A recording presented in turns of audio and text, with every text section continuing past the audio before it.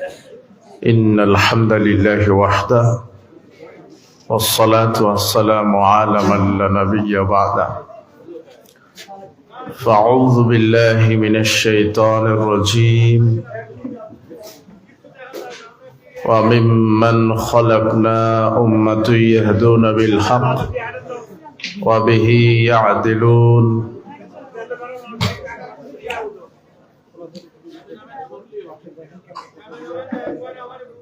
عن ثوبان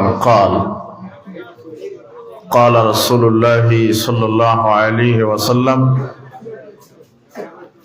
لا تزال طائفة من أمتي ظاهرين على الحق لا يضرهم من خذلهم حتى يأتي أمر الله وهم كذلك رواه مسلم. عن أبي هريرة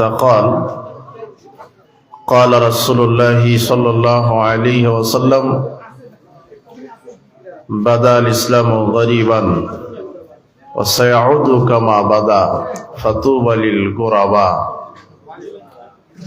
رواه مسلم.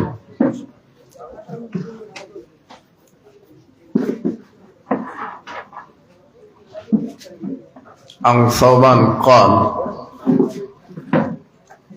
قال رسول الله صلى الله عليه وسلم إن مما تخوف منه لأمتي أئمة المضلين وستعبد قبائل الأمة الأوسن وستلحق قبائل من أمتي بالمشركين رواه مسلم. আজকের এই ইসলামী সম্মেলনের সম্মানিত সভাপতি,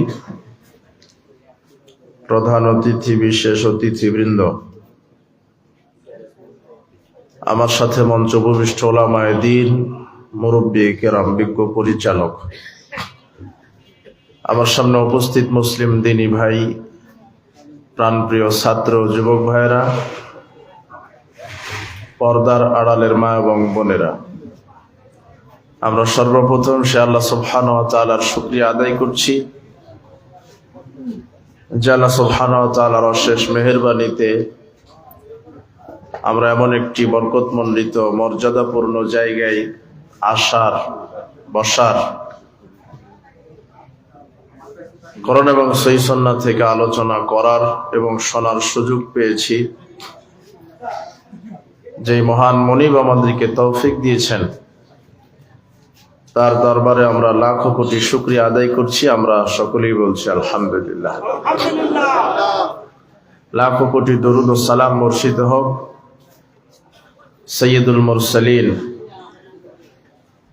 নবিকুল শিরোমণি, নবী সম্রাট, সর্বশ্রেষ্ঠ নবী এবং রসুল জনাবে মুহাম্মদ রাসূলুল্লাহ সাল্লাল্লাহু আলাইহি ওয়াসাল্লামের প্রতি।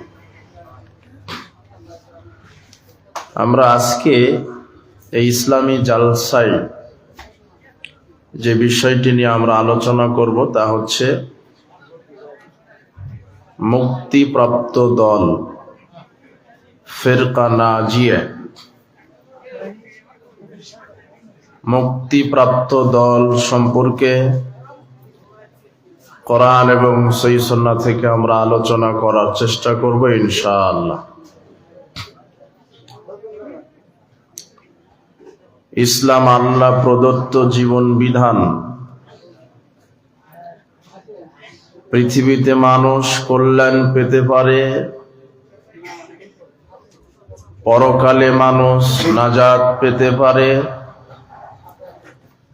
একটি মাত্র দিন মেনে চলার কারণে। সে একটি দিন হচ্ছে ইসলাম। আল্লাহ সুবহানাহু ওয়া তাআলা এই ব্যাপারে বলছেন ইন্নাদ-দীনা ইনদাল্লাহিল ইসলাম। আল্লাহর নিকটে মনোনীত নির্বাচিত দিন হলো ইসলাম। ওয়ামান ইয়াবতাগি গায়রাল ইসলামি দীনান,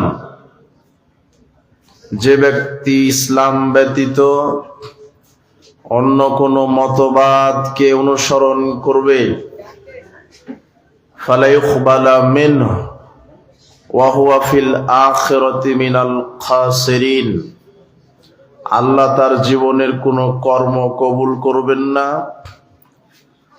আর সে বিচারের মাঠে পরকালে ক্ষতিগ্রস্তদের অন্তর্ভুক্ত হবে।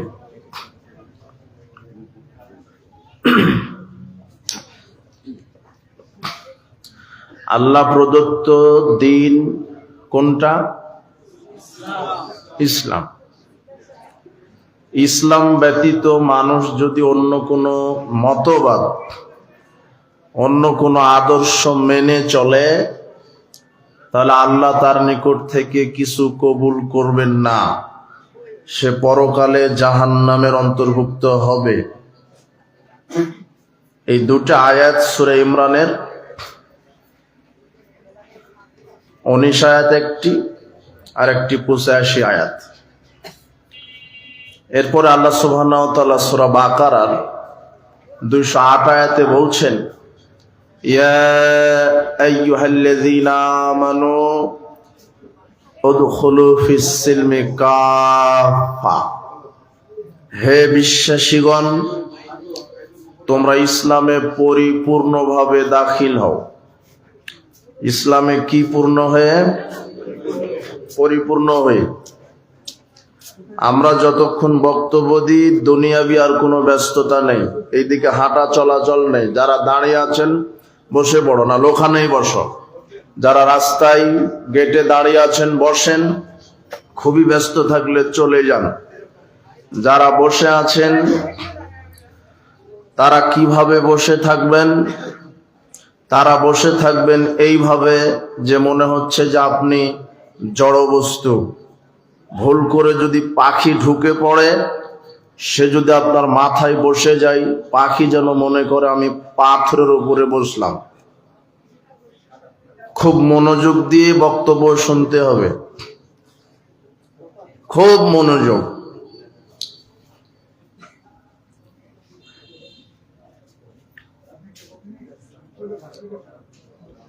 বক্তব্য বুঝতে হবে, দ্বীন ইসলাম সম্পর্কে জ্ঞান অর্জন করতে হবে।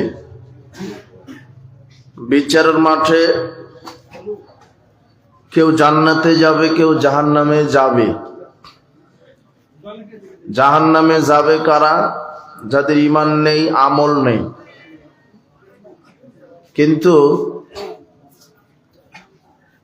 আমল করার পরও যদি ব্যক্তি জাহান্নামে চলে যায়, তাহলে সে বেশি ব্যর্থ হবে।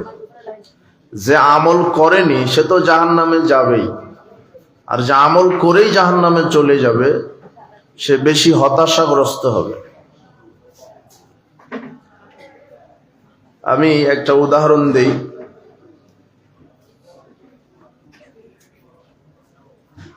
দুটা ছেলে পরীক্ষা দিয়েছে।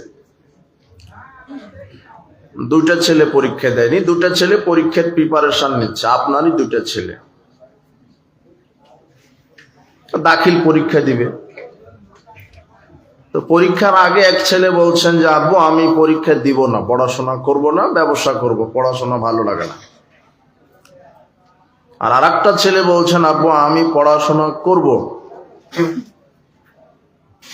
আমি প্রিপারেশন নিয়েছি ভালোভাবে, রাত জেগে পড়াশোনা করি, আমি পরীক্ষা দিব, আমি বড় আলেম হতে চাই। তো যে ছেলেটা পরীক্ষা দেয়নি সে পাশ করার কোনো সুযোগ আছে? ওর পাশ কি আর ফেল কি? ও তো পরীক্ষাই দেয়নি। কিন্তু পাশ এবং ফেল করার সুযোগ কার আছে? যে পরীক্ষা দিবে, অর্থাৎ যে দিয়েছে। যে ছেলেটা বলছে আমি পরীক্ষা দিব, ছেলেটা পরীক্ষাও দিয়েছে, ঠিক ঠিক পরীক্ষা দিয়েছে, পরিশ্রম করে রাত জেগে পড়াশোনা করে পরীক্ষা দিয়েছে। কিন্তু দেওয়ার পরে রেজাল্টের দিনে তার ফলাফল আসলো ফেল। কি করেছে? ফেল। তো আপনার দুই ছেলেই, যে ছেলে পরীক্ষা দেয়নি সে তো এমনিতেই ফেল, ফেল কি আর পাস কি? যেই ছেলেটা রাত জেগে পড়াশোনা করার পরেও ফেল, বলেন তো আফসোসটা কোন ছেলে বেশি করবে? পরীক্ষা দেওয়ার পরে যে কি করেছে, ফেল করেছে। তো বিচারের মাঠে তো যারা সালাত সিয়াম হজ যাকাত আদায় করে না, যারা বেঈমান বিজাতি, এরা তো জাহান্নামে যাবে। কিন্তু যারা সালাত সিয়াম হজ যাকাত তাহাজ্জুদ পড়ে জাহান্নামে যাবে, আফসোস কারা বেশি করবে? এই ঘটনায় বিচারের মাঠে ঘটবে। আল্লাহ বলছেন সূরা ফুরকানে, ওয়া ইয়াউমা আযুজ জালিমু আলা ইয়াদাইহি, বিচারের মাঠে জালেমেরা দুই হাত কামড়াবে, দুই হাত কামড়িয়ে বলবে, ইয়াকুলু ইয়া লাইতানি ইত্তাখাযতু মা রাসূলিস সাবিলা, হায় আফসোস যদি আমরা রাসূলের নীতিতে জীবন পরিচালনা করতাম। কার নীতিতে? রাসূলের। জন্ম থেকে মৃত্যু পর্যন্ত একজন মানুষের নীতিতে চলতে হবে, যে মানুষটার নাম মুহাম্মদ সাল্লাল্লাহু আলাইহি ওয়াসাল্লাম। যদি অন্য কোনো মানুষের, অন্য কোনো নেতার আদর্শে জীবন চালান, পরিণাম জাহান্নাম। আপনার এই পৃথিবীতে কোন নেতার আদর্শে চলতে হবে আপনাকে? মুহাম্মদ সাল্লাল্লাহু আলাইহি ওয়াসাল্লাম। এই কথা আল্লাহ বলে দিয়েছেন। আল্লাহ বলছেন, লাকাদ কানা লাকুম ফি রাসূলিল্লাহি উসওয়াতুন হাসানা, তোমাদের জন্য একজন মানুষের ভিতরে আমি আদর্শ রাখলাম, তিনি হচ্ছেন তোমাদের রাসূল, যার নাম মুহাম্মদ সাল্লাল্লাহু আলাইহি ওয়াসাল্লাম। সারা পৃথিবীর জন্য একজন মানুষ আদর্শ, যেই মানুষটার নাম হচ্ছে মুহাম্মদ সাল্লাল্লাহু আলাইহি ওয়াসাল্লাম। যারা সালাত সিয়াম হজ যাকাত, অর্থনীতি, সমাজনীতি, রাজনীতি করছেন, এদের একজন মানুষের আদর্শে সব করতে হবে, যার নাম কি? মুহাম্মদ সাল্লাল্লাহু আলাইহি ওয়াসাল্লাম। তাহলে বিচারের মাঠ হবে খুব ভয়ঙ্কর। বহু মানুষ ইবাদত করে জাহান্নামে চলে যাবে। এখন আমরা প্রথমে ফিরে যাই। আল্লাহ প্রদত্ত জীবন বিধান কি? ইসলাম। আর এই ইসলামকে বাদ দিয়ে যারা অন্য কোনো মতবাদ মেনে চলবে, তাদের পরিণাম জাহান্নাম। ইমরান 85 আয়াত আর একটা 19 আয়াত। আর সূরা বাকারার 208 আয়াতে বলছেন, ইয়া আইয়ুহাল্লাযিনা আমানু দুখুলু ফিস সিলমি কাফা, হে মুসলমানেরা, হে মুমিন বিশ্বাসীরা, ইসলামে পরিপূর্ণভাবে দাখিল হও। কিভাবে? পরিপূর্ণভাবে। মানুষের জীবন বিধান হলো ইসলাম। ইসলামে যদি ঢুকতে চান, প্রবেশ করতে চান, পরিপূর্ণভাবে প্রবেশ করতে হবে। কিন্তু আজকে অধিকাংশ মুসলিম যারা ইসলাম মানছে, তারাও পরিপূর্ণ মানছে না। আর যারা মানে না, তারা তো মানেই না। যারা ইসলাম মেনে চলছে, তারাও পরিপূর্ণভাবে ইসলামকে কি করছে না? মানছে না। আপনারা তো রেডি বক্তব্য বোঝার জন্য, নাকি? এদিক ওদিক তাকায়েন না, বক্তব্য বুঝে উঠতে হবে। আজকে বক্তব্য হবে না, ওয়াজ হবে না। আর আমি ওয়াজ করতেও জানি না। মনে হচ্ছে যে আপনি মনে করবেন যে আমি ক্লাসে বসেছি, দার্সে বসেছি, এখান থেকে কিছু শিখে যাবেন আপনি। আল্লাহ কবুল করো। আল্লাহ সুবহানাহু ওয়া তাআলা বলছেন, ইসলাম পরিপূর্ণ জীবন বিধান। আর পৃথিবীর মানুষ, মুসলিম মুমিনগণ, তোমরা ইসলামে পরিপূর্ণভাবে প্রবেশ করো। আল্লাহর পক্ষ থেকে মনোনীত দিন হলো ইসলাম। এই ইসলামকে বাদ দিয়ে যারা অন্য কোনো মতবাদের অনুসরণ করবে, তাদের পরিণাম জাহান্নাম। এরপরে সূরা আরাফের 181 আয়াতে আল্লাহ বলছেন, সূরা আনআমের 159 আয়াতে আল্লাহ বলছেন, ইন্নাল্লাযীনা ফাররাকু দীনাহুম ওয়া কানু শিয়াআ, নিশ্চয়ই যারা নিজ দিনকে খণ্ড বিখণ্ড করে দিয়েছে। নিজের দিন, আমাদের দিন কি? ইসলাম। আল্লাহ বলে দিচ্ছেন যে ইসলামকেই মানুষ তাদের স্বার্থে টুকরো টুকরো করে দিয়েছে। আজকে ইসলামের নামে অনেক দল, ফিরকা, তরিকা তৈরি হয়নি? হয়েছে অনেক দল। আল্লাহ এই কথা বলেছেন যে নিশ্চয় যারা নিজ দিনকে টুকরো টুকরো করে বিভক্ত করে ফেলবে। এরপর আল্লাহ বলছেন সূরা আরাফের 181 আয়াতে, ওয়ামিম্মান খালাকনা উম্মাতুন ইয়াহদুনা বিল হক ওয়া বিহি ইয়াদিলুন। ইসলাম যত দলেই বিভক্ত হোক, কিয়ামত পর্যন্ত একটি দল থাকবে হকের উপরে। কয়টি দল? একটি। ইসলামের নামে অনেক দল, কিন্তু হকের উপরে থাকবে কয়টি? একটি। এই কথা আল্লাহ বলছেন, ওয়ামিম্মান খালাকনা উম্মাতুন ইয়াহদুনা বিল হক। হকের উপরে থাকবে আমার একটা উম্মত, একটা দল। ওয়া বিহি ইয়াদিলুন, আর তারা ইনসাফ ভিত্তিক সমাজ পরিচালনা করবে, তারা হকের উপরে থাকবে। এই কথা আল্লাহ কোরআন মাজিদে বলছেন। এরপরে নবী করিম সাল্লাল্লাহু আলাইহি ওয়াসাল্লাম বলছেন, মুসলিম 1920 নম্বর হাদিস, সাওবান রাদিয়াল্লাহু আনহু বলছেন, লা তাযালু তায়ফাতুম মিন উম্মতি যাহিরিনা আলাল হক লা ইয়াদুররুহুম মান খাযালাহুম হাত্তা ইয়াতি আমরুল্লাহি ওয়া হুম কাযালিক। রাসূল সাল্লাল্লাহু আলাইহি ওয়াসাল্লাম বলছেন, কিয়ামত পর্যন্ত আমার উম্মতের মধ্যে একটি দল হকের উপরে থাকবে। কয়টি? একটি। আল্লাহ বলছেন কয়টি? মুহাম্মদ সাল্লাল্লাহু আলাইহি ওয়াসাল্লাম বললেন কয়টি? একটি। এইবার তিরমিজি 2641 নম্বর হাদিস, আব্দুল্লাহ ইবনে আমর রাদিয়াল্লাহু আনহু বলেন, রাসূল সাল্লাল্লাহু আলাইহি ওয়াসাল্লাম বলেছেন, লায়াতিয়ান্না উম্মতি মা তাআলা বানি ইসরাইল। আমার উম্মতের ওই অবস্থায় হবে যে অবস্থা ইহুদি খ্রিস্টান বানি ইসরাইল কওমের হয়েছিল। হাজওয়ান নাল বিন নাল, যেমন মানুষের দুই পায়ের জুতা সমান, ঠিক ইহুদি খ্রিস্টান যেমন হবে আমার মুসলমানেরা হবে তেমন। এদের আকীদা, সংস্কৃতি, কৃষ্টি কালচারে হবে সমান। নামে মুসলিম পরিবারে জন্মগ্রহণ করবে, কিন্তু তাদের নীতি আদর্শ ইজাম মতবাদ মুসলমানেরা লালন করবে ইহুদি খ্রিস্টানের। এই কথা মুহাম্মদ সাল্লাল্লাহু আলাইহি ওয়াসাল্লাম বলছেন। আপনি শুধু জন্মগ্রহণ করবেন মুসলিমের ঘরে, কিন্তু আপনার কৃষ্টি কালচার আদর্শ কাদের মতো হবে? ইহুদি খ্রিস্টানের মতো। এই কথা কে বলছেন? মুহাম্মদ সাল্লাল্লাহু আলাইহি ওয়াসাল্লাম। আবার লক্ষ্য করেন, পিছনে কথা বলে কেন? এখন তো আর কোনো কথা হবে না। দেখেন কে কথা বলছে, দেখেন কোনো কথা নাই। বক্তব্য আজকে না বুঝলে আপনি জীবন বৃথা হয়ে যাবে।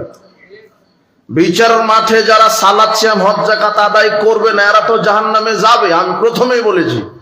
কিন্তু যারা সালাত সিয়াম হজ যাকাত আদায় করে জাহান্নামে চলে যাচ্ছে, তারা কারা? নবী করিম সাল্লাল্লাহু আলাইহি ওয়াসাল্লাম বলছেন, ইহুদি খ্রিস্টান যেমন হবে আমার মুসলিম উম্মত তেমন হবে। সারা পৃথিবীতে মুসলিম আছে, মুসলিমরা জন্মগ্রহণ করবে মুসলিম পরিবারে, কিন্তু তারা লালিত পালিত হবে ইহুদি খ্রিস্টানের নীতিতে। হাত্তা ইন কানা মিনহুম মান আতা উম্মাহু আলানিয়া। রাসূল সাল্লাল্লাহু আলাইহি ওয়াসাল্লাম বলছেন, ইহুদি খ্রিস্টানদের ভিতর থেকে যদি এমন লোক খুঁজে পাওয়া যায় যে ইহুদি খ্রিস্টান তার মায়ের সাথে জেনা করেছে, তার মায়ের সাথে জেনা করার মতো পাপ করে, লাকানা ফি উম্মতি মা ইয়াসনাউ যালিক, তাহলে মুসলমানের মধ্যেও পাওয়া যাবে যে তারা মায়ের সাথে জেনা করার মতো পাপ করছে। যেহেতু জুতার পা, দুই পায়ের জুতা সমান, রাসূল সাল্লাল্লাহু আলাইহি ওয়াসাল্লাম উদাহরণ দিয়ে বোঝাচ্ছেন দুই পায়ের জুতা কেমন? সমান। ঠিক ইহুদি খ্রিস্টান যেমন হবে মুসলমান তেমন হবে।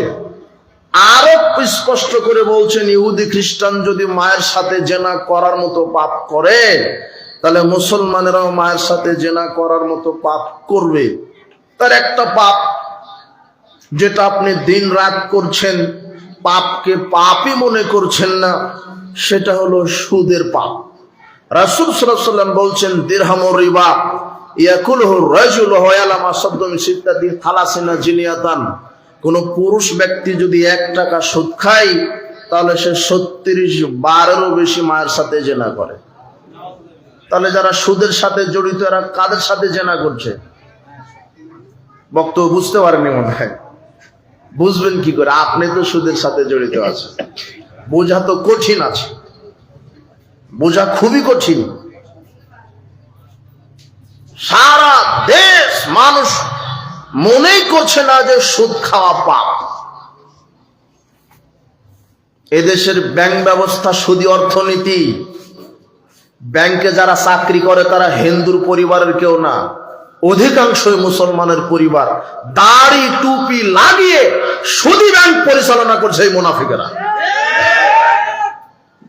মুহাম্মদ সাল্লাল্লাহু আলাইহি ওয়াসাল্লাম বলছেন, জন্মগ্রহণ করবে মুসলিম পরিবারে, কিন্তু নীতি নৈতিকতা হবে ইহুদি খ্রিস্টানের। যুবক, ফজরের সালাতের পরে তুমি তদন্ত করো সুদ ভিত্তিক অর্থনীতির প্রতিষ্ঠাতাকে। দেখবে যে সুদী অর্থনীতির প্রতিষ্ঠাতা ইহুদি খ্রিস্টান। তোমার ব্যাংক চলে, হুজুর বসে আছে ব্যাংকে। শয়তান সুদের নাম দিয়েছে ইন্টারেস্ট, তাই তুমি বুঝতে পারো না সুদ কি। সুদের নাম চেঞ্জ করে দিয়েছে ইন্টারেস্ট। আর যারা দাড়ি টুপি লাগিয়ে ব্যাংকের ব্যবসা করছে এরা বলছে মুনাফা। তোমার নারী, মেয়ে, মহিলা, ইন্টারেস্ট, সুদ, মুনাফা। কথা বুঝুনি মনে হয়?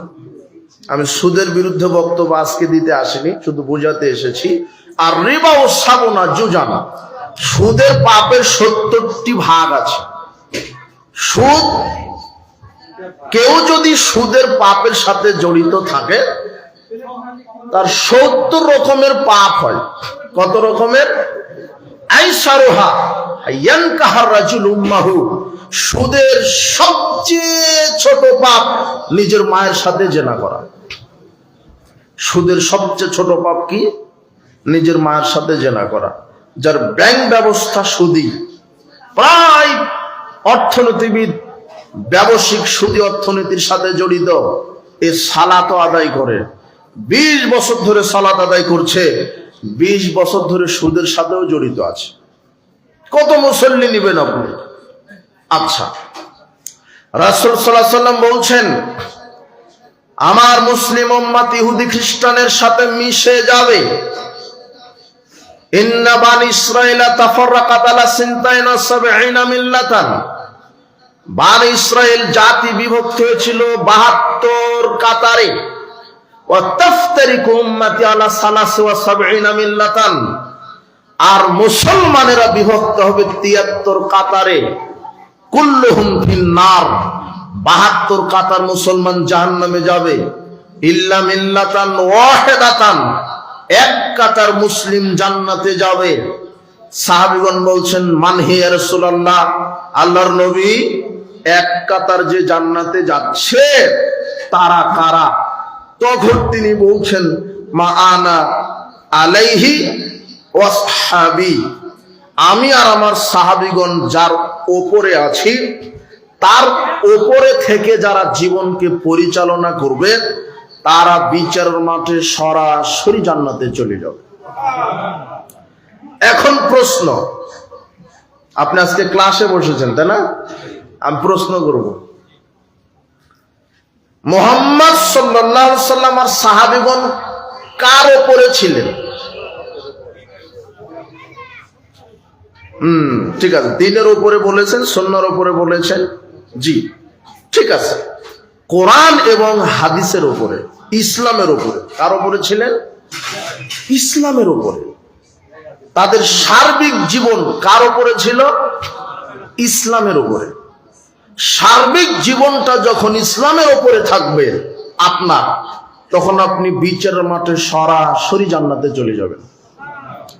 কিন্তু শর্ত কি? আপনার পুরো জীবনটা কার উপরে থাকতে হবে? ইসলামের উপরে। মুসলিমরা বিভক্ত হবে 73 কাতার, 72 কাতার মুসলিম জাহান্নামে যাচ্ছে। এই 72 কাতারের কেউ বেনামাজি না। কি না?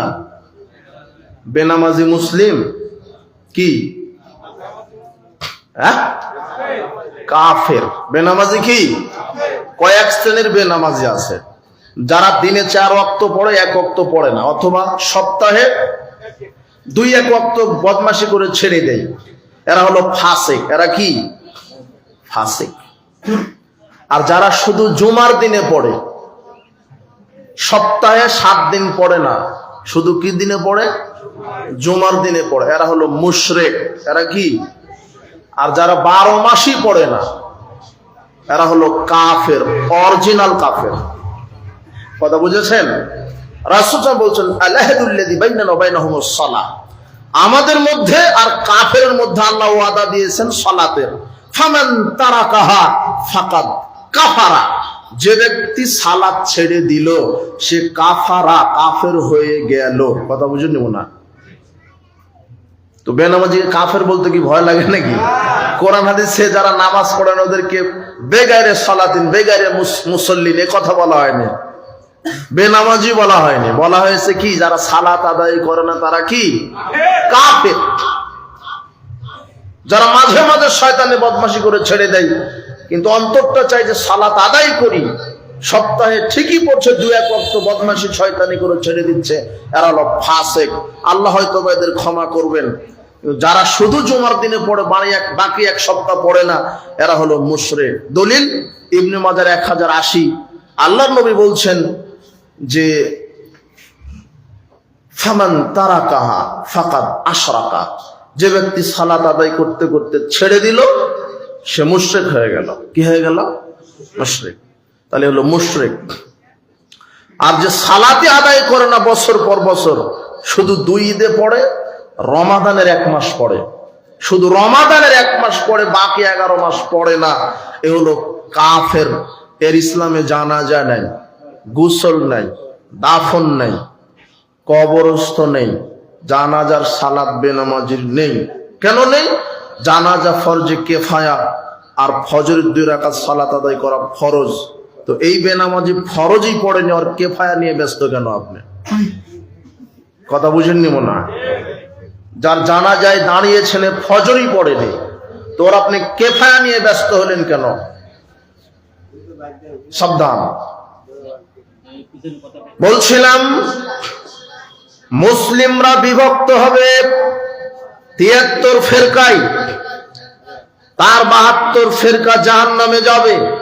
যেই 72 ফেরকা মুসলমান জাহান্নামে যাচ্ছে, এরা কেউ কি না? বেনামাজি না। বুঝলেননি মনে হয় কথা? নামাজি লোক যে জাহান্নামে যাবে এটা দলিল তিরমিজি 2863। এই যুবক মনে রাখো, না হলে লিখে রাখো, নামাজি ব্যক্তি যে জাহান্নামে যাবে, মুহাম্মদ সাল্লাল্লাহু আলাইহি ওয়াসাল্লাম বলছেন, শোনো, মান দা বিদাওয়াল জাহেলিয়া, যে ব্যক্তি জাহেলিয়াতের পথে মানুষকে আহ্বান করে, ফামিন জুসা জাহান্নাম, আল্লাহ তাকে জাহান্নামের খড়ি বানাবেন। তখন সাহাবীগণ বলছেন, আল্লাহর নবী, ওয়াইন সামা ওয়া সাল্লা, যদিও লোকটা সালাত আদায়কারী হয়, সিয়াম পালনকারী হয়, তবুও কি জাহান্নামে যাবে? তখন তিনি বলছেন, হ্যাঁ, ওয়াইন সামা ওয়া সাল্লা জামান্নাহু মুসলিম, যদি সালাত সিয়াম কেন, নিজেকে যদি পাক্কা মুসলিমও দাবি করে আর জাহেলিয়াতকে যদি প্রমোট করে, ও সালাত সিয়াম হজ যাকাত আদায় করার পরও জাহান্নামে চলে যাবে। এটা তিরমিজি 2863 নম্বর হাদিস। তিরমিজি রেখে দেন, বুখারী 5058 নম্বর হাদিস। রাসূল সাল্লাল্লাহু আলাইহি ওয়াসাল্লাম বলছেন, ইয়াখরুজু ফীকুম, অচিরেই তোমাদের উপর একটা জাতি বের হবে। ইয়াখরুজু ফীকুম কওমুন, একটা জাতি বের হবে, তাহকিরুনা সালাতাকুম মা সালাতিহিম ওয়া সিয়ামাহুম মা সিয়ামিহিম ওয়া আমালাহুম মা আমালিহিম। শোনো, তারা তোমাদের সালাতকে তুচ্ছ মনে করবে, তোমাদের সিয়ামকে, আমলকে তুচ্ছ মনে করবে। ইয়াকরাউনাল কোরআন, তারা কোরআন তেলাওয়াত করবে, লা ইউজাইজু হানাজিরাহুম, কিন্তু কোরআন তাদের কণ্ঠের নিচে নামবে না। ইয়ামরুকুনা মিনাদ-দ্বীন কামা ইয়ামরুকুস সাহমু মিনার রামিয়া, তারা দ্বীন ইসলাম থেকে ওইভাবে বের হয়ে যাবে যেমন ধনুক থেকে তীর বের হয়ে যায়। এক শ্রেণীর সালাত সিয়াম হজ যাকাত আদায়কারী, সালাত সিয়াম হজ যাকাত আদায় করার পরে মুসলমানই থাকছে না। ওকে ওকে, তাও পিছনে কথা হয় কেন? এরা বোঝে না নাকি? এরা পিছনে কথা বলে কি? একটু আমি আজকে আপনাকে কষ্ট দেওয়ার জন্য এসেছি, একটু একটু ধৈর্য সহকারে বসেন, বক্তব্যের ব এখনো বুঝতে পারেননি, আজকে বুঝে এখান থেকে উঠতে হবে। বক্তব্য বিশৃঙ্খলা ঘটাবেন না। শোনেন কি কথা বললাম আমি একটু আগে, কি কথা বললাম মনে আছে?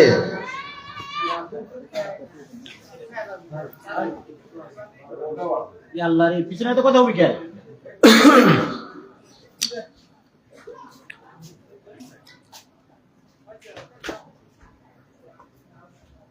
মুসলমানেরাই ৭৩ ফেরকায় বিভক্ত হবে, তার ৭২ ফেরকা কোথায় যাচ্ছে? জাহান্নামে। যে ৭২ ফেরকা জাহান্নামে যাচ্ছে এরা হলো মুসলমান, এরা হলো মুসলমান। তো আপনিও তো মুসলমান, আপনি কোন শ্রেণীর মুসলমান? নবী করিম সাল্লাল্লাহু আলাইহি ওয়াসাল্লাম বলছেন, ইহুদি খ্রিস্টান যেমন হবে আমার মুসলিম উম্মাত তেমন হবে। ইহুদি খ্রিস্টান বিভক্ত হয়েছিল ৭২ ফেরকায়, মুসলমানেরা বিভক্ত হবে ৭৩ ফেরকায়। কুল্লুহুম ফিন্নার, ৭২ ফেরকা মুসলিম জাহান্নামে যাবে। ইল্লা মিল্লাতান ওয়াহিদাতান, একটি ফেরকা একটি দল জান্নাতে যাবে। বক্তব্যের বিষয় ছিল ফেরকা নাজিয়া, মুক্তি প্রাপ্ত দল। তার মানে দল তো অনেক, কিন্তু সরাসরি জান্নাতে যাবে এমন দল কয়টা? একটা। আজকে ইসলামের নামে যে কত দল, খারেজি, শিয়া, মুরজিয়া, মুতাজিলা, জাহমিয়া, জাবরিয়া, মুআত্তিলা, মাতরুদিয়া, ইসমাইলা, এক একটা দল। তরিকার নামে মুজাদ্দিদিয়া, নকশবন্দিয়া, এগুলো আছে না? কাদেরিয়া, চিশতিয়া, ব্রেলভি, দেওবন্দি, আটরশি, চরমনাই, সরসিনা, দেওয়ানবাগ, কুতুববাগ, রাজারবাগ, ফুলতলি, চন্দ্রপুরী আছে। এগুলি ইসলামের নামে এক একটা কি তরিকা। মাযহাবের নামে কয়েকটা আছে, হানাফি, শাফি, মালিকি, হাম্বলি আছে। ১৯৮১ সালের বাংলাদেশের সরকারি জরিপে শুধু বাংলাদেশে পীরের সংখ্যা ছিল 2,98,000। শুধু পীর, মুরিদের সংখ্যা নয়, শুধু বাংলাদেশে পীর আছে 2,98,000। কোন পীরের সাথে কোন পীরের আকীদা আমলের মিল নাই। কত দল, দল যতই হোক সবাইকে বলেন তোমার ধর্ম কি, কোনটা নাম নিবে? সবাইকে বলবেন তুমি জাতিতে কি, কি নাম নিবে? মুসলমান। কিন্তু আল্লাহ বলছেন যারা দ্বীন ইসলামকে টুকরো টুকরো করেছে, করবে নিজের স্বার্থে, কিন্তু দল যতই হোক হকের উপরে থাকবে কয়টি দল? একটি। এই দলের নাম আল্লাহ কোরআন মাজিদে বলে যাননি, রাসূল সাল্লাল্লাহু আলাইহি ওয়াসাল্লাম হাদিসেও বলে যাননি, তবে বৈশিষ্ট্য বলে গেছেন। বৈশিষ্ট্য কি? যারা সার্বিক জীবনে কোরআন সুন্নাহ মেনে চলবে তারাই সরাসরি জান্নাতি দল। এখন সার্বিক জীবন বলতে কি বুঝেন? সার্বিক জীবন বলতে আপনার জীবন যেদিন জন্মগ্রহণ হয়েছে সেদিন থেকে মৃত্যু পর্যন্ত আপনি যা কিছু করতে চাচ্ছেন সেখানে আল্লাহর বিধান দিয়ে করতে হবে। এটা হলো সার্বিক জীবন। আপনি কি করতে চাচ্ছেন দেখেন তো, আপনার সন্তানটা জন্মগ্রহণ করেছে, আল্লাহর বিধান যে এই বাচ্চাটা যে জন্মগ্রহণ করলো তাহনিক করো। তাহনিক কি? পরহেজগার ব্যক্তির কাছে নিয়ে যাও, পরহেজগার ব্যক্তি তার কিছু খেজুর বা কিছু মধু জিহুবায় দিয়ে, জিহুবার লালাটা বাচ্চার মুখে দিয়ে দোয়া করবে বারাকাল্লাহু লাক, বারাকাল্লাহু ফিক, বারাকাল্লাহু ফি আহলিকুম মালিক। এইভাবে দোয়া করবে। পরহেজগার ব্যক্তির মুখের লালাটা নবজাতক বাচ্চার মুখে দেওয়াকে কি বলছে? তাহনিক। জন্মের দিন থেকেই বিধান কার শুরু হয়ে গেছে? আল্লাহ।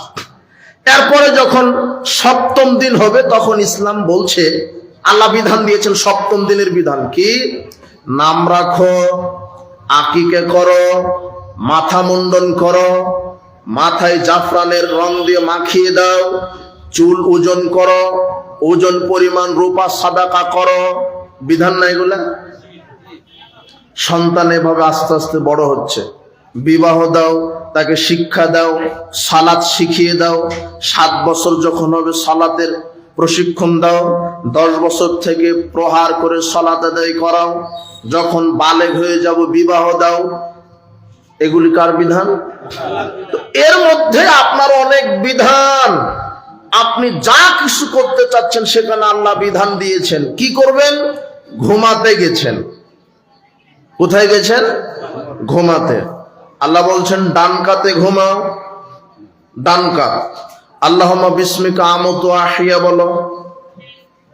ঘুম থেকে উঠবেন তখন বলছে আলহামদুলিল্লাহিল্লাযী আহইয়ানা বা'দা মা আমাতানা ইলাইহিন নুশুর, এই দোয়া বলো। এখন জুতা পায়ে দিবেন। আল্লাহ বলছেন ডান পা আগে দাও বিসমিল্লাহ বলে, বাম পা পরে দাও। খোলার সময়তে বাম পা আগে খুলো, ডান পা পরে খুলো। জুতা পায়ে দেওয়ার পর টয়লেটে যাবেন, তখন আল্লাহ বলছেন এই দোয়া বলো বিসমিল্লাহ আল্লাহুম্মা ইন্নী আউযু বিকা মিনাল খুবসি ওয়াল খাবাইস। টয়লেট থেকে বের হবেন, আল্লাহ বলছেন বের হয়েছে, এখন বলো গুফরানাকা। পোশাক গায়ে দিবেন, আল্লাহ বলছেন ডান হাতল আগে ঢুকে দাও। এই দোয়া বলো আলহামদুলিল্লাহিল্লাযী কাসানি হাযা ওয়া রাযাকানিহি মিন গায়রি হাওলিন মিন্নী ওয়ালা কুওয়া। এই দোয়া বলো। কিছু খাবেন, আল্লাহ বলছেন ডান হাতে খাও, বিসমিল্লাহ বলো। খাওয়া শেষে বলো আলহামদুলিল্লাহিল্লাযী আত'আমানি হাযা ওয়া রাযাকানি মিন গায়রি হাওলিন মিন্নী ওয়ালা কুওয়া। এই দোয়া বলো। সালাত আদায় করবেন, আল্লাহ বলছেন সালাতের পূর্বে ওযু করো, দাঁড়ানোর পূর্বে নিয়ত করো, তাকবীরে তাহরিমা দাও, হাত বাঁধো, সূরা ফাতিহা তেলাওয়াত করো, অন্য একটি সূরা পড়ো, রুকুতে যাও, সুবহান রাব্বিয়াল আযীম বলো, সামিআল্লাহু লিমান হামিদা বলো। এরপরে রব্বানা লাকাল হামদ হামদান কাসীরান তাইয়্যিবান মুবারাকান ফি বলো। সিজদায় যাও, সুবহান রাব্বিয়াল আলা বলো। সিজদা থেকে উঠে বলো আল্লাহুম্মা গফিরলি ওয়ারহামনি ওয়াজবুরনি ওয়াহদিনি ওয়াআফিনি ওয়ারযুকনি বলো। এরপরে তাশাহুদ পড়ো, এরপরে সালাম ফিরিয়ে দাও। সালাতটা কার বিধানে হলো? আল্লাহ। সিয়াম রাখবে শবে সাদিকে, সাহারি খাও শবে সাদিকের পূর্বে, শবে সাদিক থেকে নিয়ে সূর্য ডোবা পর্যন্ত অশ্লীল কাজ থেকে বিরত থাকো, পানাহার থেকে বিরত থাকো। সূর্য ডোবার সাথে সাথে ইফতার করো, বিসমিল্লাহ বলে করো। খেজুর দিয়ে ইফতার করো, খেজুর না থাকলে পানি দিয়ে ইফতার করো। কার বিধান? হজ করবেন, আল্লাহ বলছেন মিকাত থেকে ইহরাম বাঁধো। তামাত্তু হজ করলে আগে গিয়ে কাবা ঘর তওয়াফ করো, এরপরে 2 রাকাত সালাত আদায় করো। আগে উমরা করে নাও, আগে 2 রাকাত সালাত, জমজমের পানি থেকে পানি পান করো, সাফা মারো, সাই করো, প্রাথমিক হালাল হয়ে যাও। এরপরে 9 তারিখে চলে যাও, আরাফার মাঠে যাও, মুজদালিফায় যাও, মিনায় আসো, পাথর নিক্ষেপ করো, কুরবানি করো, মাথা মুন্ডন করো। কার বিধানে করলেন? আল্লাহ। যা কিছু করছেন, যা কিছু জন্ম থেকে মৃত্যু পর্যন্ত যা কিছু করছেন, এর ভিতর আপনি ব্যবসায়িক হতে পারেন, ব্যবসায়িক থাকতে পারে না? আল্লাহ বলছেন এই ব্যবসা করো, মাপে ওজনে কম দিও না। তার মানে ব্যবসাতেও কে বিধান দিয়ে দিয়েছেন, এই ব্যবসা করো, হারাম মালের ব্যবসা করো না। আল্লাহ বলছেন, রাসূল সাল্লাল্লাহু আলাইহি ওয়াসাল্লামের মুখ দিয়ে আল্লাহ বলছেন ইন্নাল্লাহা ইযা হারামা আলা কওমিন আকলা শাই। শোনো, আল্লাহ যখন কোন জিনিস খাওয়া হারাম করে, ফাহারামা আলাইহিম সামানাহু, তার ব্যবসাকে আল্লাহ হারাম করেন। যেটা খাওয়া হারাম তার ব্যবসাটা কি? যে জিনিসটা হারাম তার ব্যবসাটা কি? মানুষের রক্ত হারাম, মানুষের রক্ত ক্রয় বিক্রয় করা হারাম। তবে একজনের জীবন বাঁচাতে আপনি এমনিতেই দিতে পারেন, কিন্তু শরীরের রক্ত আপনি কি করতে পারবেন না? বিক্রি করতে পারবেন না। কেন? রক্ত হারাম, রক্ত ক্রয় বিক্রয় কি হারাম। এটা তো তোমার হসপিটাল বা তুমিও বুঝো না, রক্ত ক্রয় বিক্রয়ের ব্যবসা চলছে যেটা হারাম। কুকুর হারাম, কুকুরের ক্রয় বিক্রয় কি? শূকর হারাম, শূকরের ক্রয় বিক্রয় কি? হারাম। মৃত জীবজন্তু হারাম, মৃত গরু ছাগল হারাম, মৃত হাঁস মুরগি হারাম, এগুলি বিক্রি করা হারাম। মাদক নেশাদার দ্রব্য হারাম, মাদক নেশাদার দ্রব্য ক্রয় বিক্রয় করা হারাম। 1999 জন মুদির দোকানে বিড়ি সিগারেট জর্দাগুল বিক্রি করে, এরা হলো হারাম ব্যবসায়ী। মুহাম্মদ সাল্লাল্লাহু আলাইহি ওয়াসাল্লাম বলছেন, আল্লাহ যেই জিনিসটা খাওয়া হারাম করেছেন তার ব্যবসাকে হারাম করেছেন। বিড়ি সিগারেট জর্দাগুল, ইয়াবা, ফেন্সিডিল, প্যাথেডিন, বিয়ার, হুইস্কি এগুলি হারাম। এর ভিতরে মাদক রয়েছে, বিড়ির মধ্যে মাদক রয়েছে, সিগারেটের ভিতরে মাদক রয়েছে, জর্দার ভিতরে মাদক রয়েছে। বিড়ি সিগারেট জর্দাগুল এগুলি হারাম। মাদক কাকে বলে? আল্লাহ বলছেন, ইন্নামাল খামরু, আমি আল্লাহ মদ হারাম করলাম। মদ কি জিনিস? এবার আল্লাহর নবী বলছেন, মা আসকারা কাসিরুহু ফাকালিলহু হারাম, যেই জিনিসটা বেশি পরিমাণ খেলে মানুষ পাগলামি করে তার অল্পটা হারাম। এই হাদিসের আলোকে আমরা বলেছি বিড়ি সিগারেট জর্দাগুল হারাম। কেন? মানুষ জর্দা খায়, পানের সাথে খায়, অল্প করে খায়, কিন্তু যে অল্প পরিমাণ জর্দা খাচ্ছে তাকে যদি আপনি বেশি পরিমাণ জর্দা খাইয়ে দেন, ওর মস্তিষ্ক পাগলা হয়ে যাবে। আল্লাহর নবী বলছেন, যে জিনিসটা বেশি খেলে মানুষ পাগলা হয়ে যায়, হিতাহিত জ্ঞান থাকে না, মানুষ মাদকে আসক্ত হয়ে যায়, মাতাল হয়ে যায়, তার অল্প পরিমাণ খাওয়াটা কি? হারাম। তাহলে জর্দা যদি বেশি পরিমাণ খেলে মাতলামি চলে আসে, এখন জর্দা খাওয়া কি? হারাম। আর একে তো এটা হলো খাবিস, অপবিত্র খাবার। চিকিৎসা বিজ্ঞানীরা বলছেন, বিড়ি সিগারেট জর্দার ভিতরে 4000-এরও বেশি নিকোটিন পয়জন বিষ রয়েছে, যেটা স্বাস্থ্যের জন্য ক্ষতি, নিজের শারীরিক উন্নতির জন্য ক্ষতি, যেটা অপবিত্র খাবার। বিড়ি সিগারেট জর্দাগুলি, ইয়াবা এগুলি মাদক, এর ভিতরে নেশা আছে। চিকিৎসা বিজ্ঞানী বলছে এটা এক প্রকার বিষ। আপনি প্রতিনিয়ত টাকা দিয়ে বিষ কিনে খাচ্ছেন, আর এটা এত অপবিত্র, এত খাবিস, যেই শুকর নামের প্রাণীটা যে হালাল হারাম বিবেচনা করে না, সেও তামাক পাতা মুখের সামনে আসলে মুখে নেয় না। যেই জর্দা আপনি খান, এদেশের এক শ্রেণীর হুজুরেরাই খায়, মসজিদের হুজুর খায় জর্দা, আর ফতোয়া মেরে দিয়েছে জর্দা হারাম নয়, এটা হলো মাকরুহ। হুজুর বলছে মাকরুহ, মানে খাবে তাই। যুবক, তুমি যেটা খাও, সিগারেট খাও, তোমার বাপ খায় সিগারেট, তোমার হেডমাস্টার খায় সিগারেট, তোমার মসজিদের হুজুর খায় জর্দা, তুমি, তোমার বাপ, তোমার হেডমাস্টার আর তোমার হুজুর, 4 জনেই বিড়ি সিগারেট আর জর্দাগুল কুকুরের সামনে মুখে ফেলে দিবে। কুকুর পেশাব করে দিতে রাজি আছে, তবু মুখে দিতে রাজি নাই। তুমি সেটা খাও কি করে? তোমার হেডমাস্টার খায়, পরিবেশ দূষিত করো কেন? এটা বন্ধ করতে হবে। মাদক রাষ্ট্রীয়ভাবে বন্ধ করে দিতে হবে। মাওলানা সাহেব বক্তব্য দিবে না, মাওলানা সাহেব বক্তব্য দিবে না, মাওলানা সাহেব বলবে না বিড়ি সিগারেট জর্দাগুল হারাম। যখন বাংলাদেশের সংসদে কোরআন হাদিসের আইন পাশ করা হবে, আর বাংলাদেশ সংসদে 300টা সিটে এদেশের হকপন্থী আলেম ওলামা এমপি মন্ত্রীর গদিতে বসবে, সেদিন 24 ঘন্টার মধ্যে মাদকতাকে কবর দেওয়া হবে ইনশাআল্লাহ। এদেশের আলেম ওলামা আর বক্তব্য দিবে না, বাবাজিরা জেনা করো না।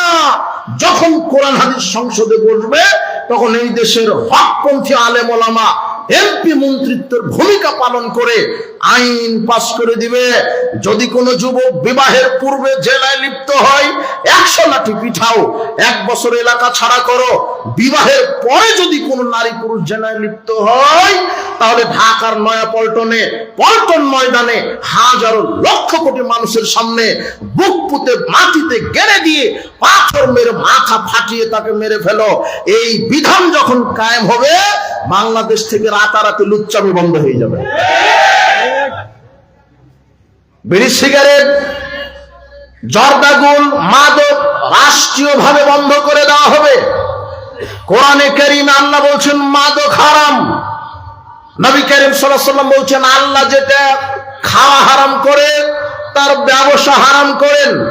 এই জন্য যত মুদির দোকান আছে, আপনি বিড়ি সিগারেট জর্দাগুল যদি ঈমান থাকে তাহলে আগামীকাল সকালে বিড়ি সিগারেট জর্দাগুলের ডিব্বা পুড়িয়ে ফেলে দিবেন। ওটা বিক্রি করা হারাম, ওর খাওয়া হারাম, ওর ব্যবসা হারাম। যে উৎপাদন করে সে হারামখোর, যে সরবরাহ করে সে পাপী, যে সহযোগিতা করে সেই পাপী, যে এটা টাকা দিয়ে কিনে সে পাপী, যে মাদকের লভ্যাংশ খায় সেও পাপী। এটা কত বড় পাপ।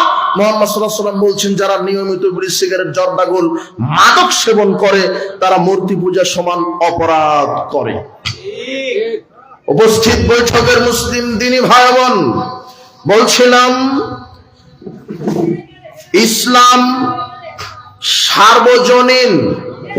আপনাকে সর্বক্ষেত্রে বিধান মেনে চলতে হবে, সার্বিক জীবনে বিধান মেনে চলতে হবে।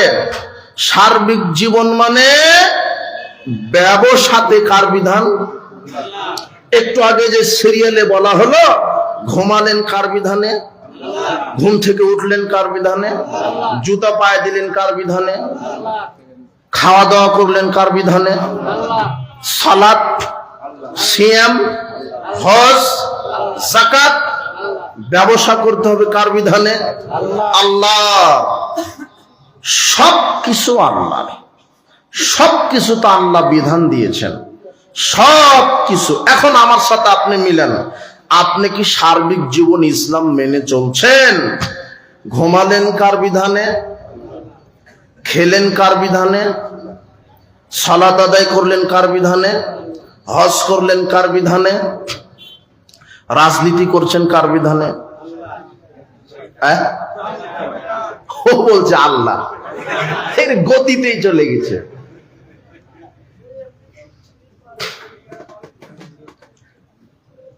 এদেশের মানুষ শুধু মুসলিম পরিবারে জন্মগ্রহণ করেছে, কিন্তু পরিচালনা হচ্ছে ইহুদি খ্রিস্টানের নীতিতে।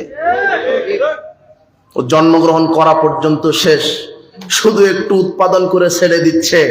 আর সব ক্ষেত্রে এই মুসলমানেরা এই বাংলাদেশে ইহুদি খ্রিস্টানের ঘরে ঘর জমা হয়ে বসে আছে। সব ক্ষেত্রে অফিস, আদালত, কোর্ট কাচারি, শিক্ষাঙ্গন, অর্থনীতি, সমাজনীতি, শিক্ষানীতি, সামাজিক নীতি, রাজনীতি, সব ক্ষেত্রে কাদের বিধান চলছে? কিন্তু ইহুদিদের বিধানে চলছে কারা? ইহুদি না মুসলমান? সব ক্ষেত্রে। কিন্তু জান্নাতে যাবে একটি দল, সেই দল সার্বিক জীবনে কার বিধান মানলে? এখন আপনি মসজিদে সালাত আদায় করছেন আল্লাহর বিধানে, ওই হারামখোর রাজনীতি করছে ইহুদি খ্রিস্টানের বিধানে। তোলার সুযোগ আছে? ইহুদি খ্রিস্টানের বিরোধিতা করতে হবে। সার্বিক জীবন ইহুদি খ্রিস্টানের বিরোধিতা। মুহাম্মদ সাল্লাল্লাহু আলাইহি ওয়াসাল্লাম সবচেয়ে বেশি বিরোধিতা করেছেন। তিনি বলছেন তোমরা ইহুদি খ্রিস্টানের বিজাতিদের বিরোধিতা করো। মুহাম্মদ সাল্লাল্লাহু আলাইহি ওয়াসাল্লাম বলছেন তোমরা ইহুদি খ্রিস্টান বিজাতিদের বিরোধিতা করো। তিনি বলছেন যে ইহুদিরা দাড়ি রাখে কিন্তু দাড়িতে খেজাব দেয় না, তোমরা দাড়িতে খেজাব দিয়ে ফাখালিফুহুম, তাদের বিরোধিতা করো। রাসূল সাল্লাল্লাহু আলাইহি ওয়াসাল্লাম সাদা দাড়িতে খেজাব দিতে বলেছেন, তবে কালো ব্যতীত।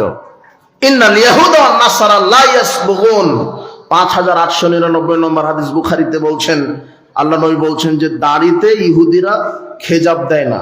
ফাখালিফুহুম, তুমি ইহুদিদের বিরোধিতা করো। কি করো? খেজাব দাও, তবে কালো ব্যতীত। কেউ যদি দাড়িতে কালো খেজাব দেয় তাহলে সে জান্নাতে যাওয়া বহুদূরের কথা, জান্নাতের সুগন্ধি পাবে না। তাহলে দাড়িতে যদি খেজাব দেন কালো ব্যতীত, তাহলে কাদের বিরোধিতা করা হলো? তিনি যখন মক্কা থেকে মদিনায় গেলেন, দেখলেন ইহুদি খ্রিস্টানরা 2 দিন উৎসব করছে। তিনি বলছেন এগুলি বাতিল করে দিলাম। মুহাম্মদ সাল্লাল্লাহু আলাইহি ওয়াসাল্লাম বিরোধিতা করেছেন, এগুলি বাতিল, চলবে না। আল্লাহ দিয়েছেন উত্তম 2টা দিন, যদি তোমরা মুসলিম হও তাহলে 2টা দিন আনন্দ পালন করবে, উৎসব করবে, ঈদুল আদহা, ঈদুল ফিতর। তিনি বিরোধিতা করেছেন। একদিন তিনি আশুরার সিয়াম রেখেছেন, রাখার পরে বলছেন সাহাবীরা তোমরাও রাখো। তখন সাহাবীগণ বলছেন ইন্নাহু ইয়াউমুন ইউআযযিমুহুমুল ইয়াহুদ ওয়ান নাসারা। আচ্ছা, এই দিন তো সেই দিন যেই দিন ইহুদি খ্রিস্টান বড় হিসেবে পালন করে। তো আপনি যে সিয়াম রাখছেন, আপনিও যে আশুরার 10 তারিখ পালন করছেন, অথচ আপনি বলেন ইহুদিদের বিরোধিতা করতে হবে, খ্রিস্টানের বিরোধিতা করতে হবে। তখন তিনি বলছেন তাই তো, আমি তো এইভাবে বুঝিনি। লাইন বাকিতু আলা কাবিলিন নাসুমানা তাসিয়া। শোনো, আগামী বছর যদি বেঁচে থাকি তাহলে 9 তারিখে আমি একটা সিয়াম রেখে নিব, আশুরার মুহররমের 9 তারিখ আগে একটা রেখে নিব, আর 10 তারিখে রাখবো। 10 তারিখ তো নাজাতে মুসার শুকরিয়া, আর 9 তারিখে রাখবো এটা ইহুদি খ্রিস্টানের বিরোধিতা। কাদের বিরোধিতা? মুহাম্মদ সাল্লাল্লাহু আলাইহি ওয়াসাল্লাম যেখানে ইহুদি খ্রিস্টানের নীতি দেখেছেন সেখানে বিরোধিতা করেছেন। আর আজকে সেই মুহাম্মদ সাল্লাল্লাহু আলাইহি ওয়াসাল্লামের উম্মত সব জায়গাতে ইহুদি খ্রিস্টানের নীতি। এমনকি আপনার ছেলেকে বলছেন আব্বু ওই যে তোমার মামা বিদায় হয়ে যাচ্ছে, একটু টাটা বাই বা দাও। ওটা কাদের নীতি? ইহুদি খ্রিস্টানের। অন্তত মুসলমান হলে তো বলবেন যে সালাম দাও। কি দাও? যদি বিদায়ের দোয়া জানে শিখেন তাহলে অবশ্যই আস্তাউদিউল্লাহ দীনাকা ওয়া আমানাতাকা ওয়া খাওয়াতিমা আমালিকা ওয়া যাওয়াদাকাল্লাহু তাকওয়া ওয়া গাফারা যামবাকা ওয়া ইয়াসসারা লাকাল খায়র হাইসুমা কুনতা, এটা বলে বিদায় দেন। এটা আপনার ছেলেকে শিখান। সালামটাও শিখাননি, আপনি বিদায় দেওয়ার সময় তো শিখিয়েছেন কি টাটা বাই বাই। এটা কাদের নীতি? ইহুদি খ্রিস্টানের। যুবক, পহেলা বৈশাখ তুমি পালন করো, তুমি মুসলমানের বাচ্চা, অথচ পহেলা বৈশাখ হিন্দুদের প্রথা।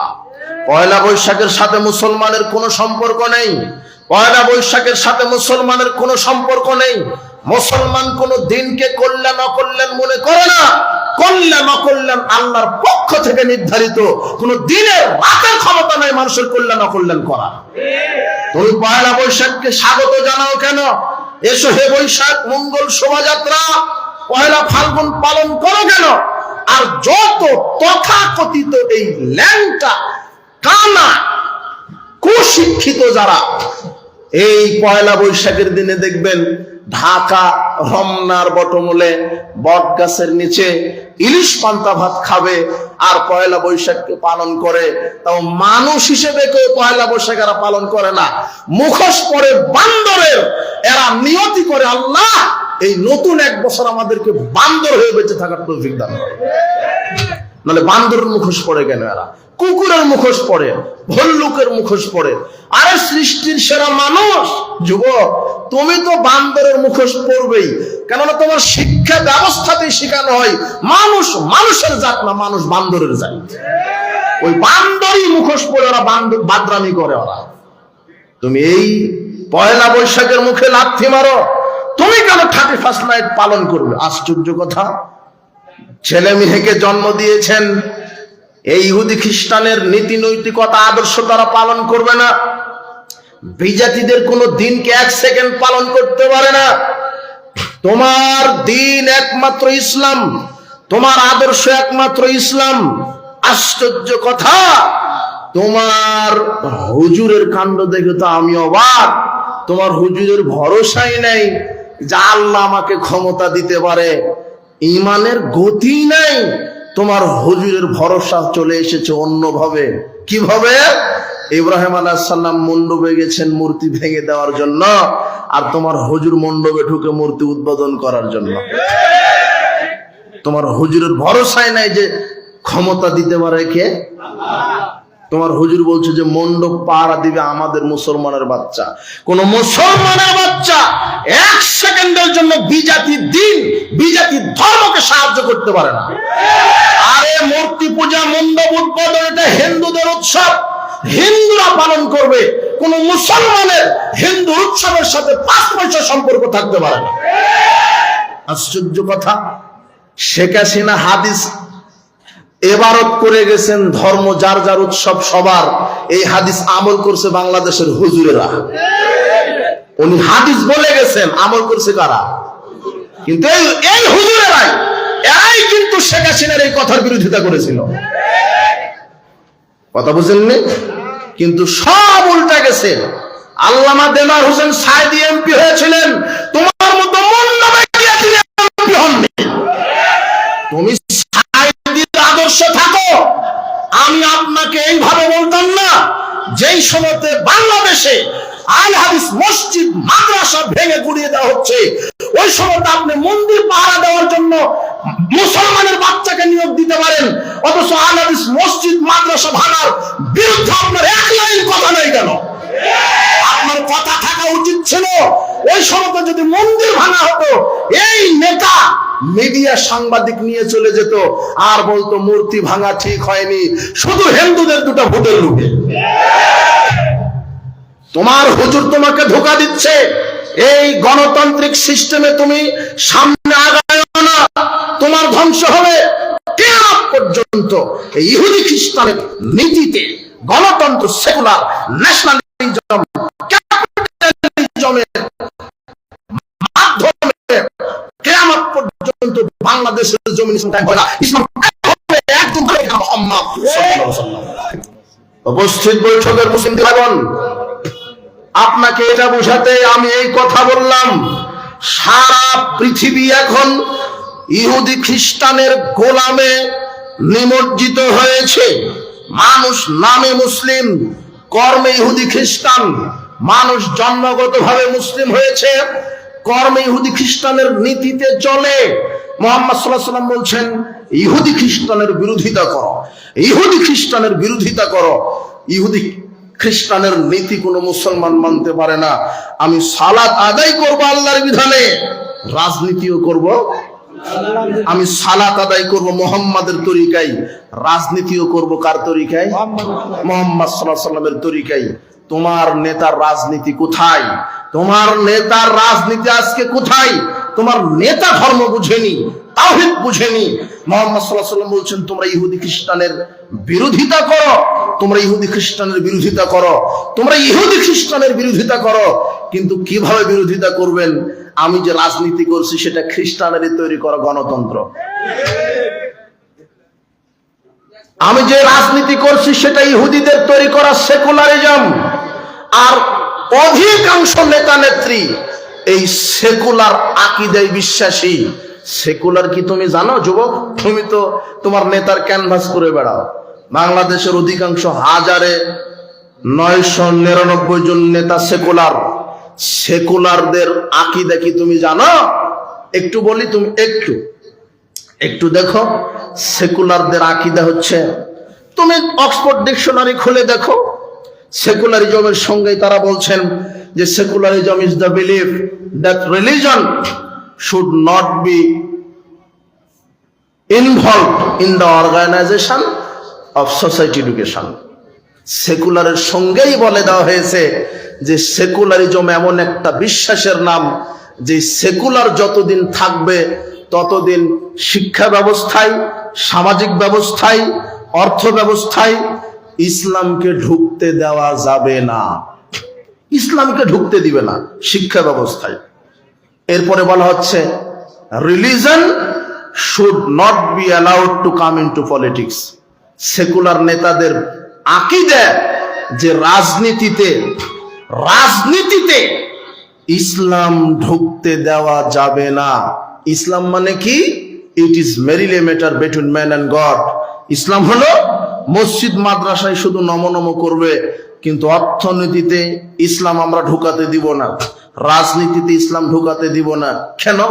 রাজনীতিতে যদি ইসলাম ঢুকাতে দিই তাহলে তো চুরি করলে হাত কাটা যাবে। তোমার নেতারে আগে হাত কাটা হবে। যেই দেশের পিয়ন 400 কোটি টাকার মালিক, তোমার এমপির অবস্থা কি? তোমার এই এমপি কি চাইবে যে ইসলাম সংবিধানে থাকুক? তো তোমার নেতারই তো হাত কাটা যাবে।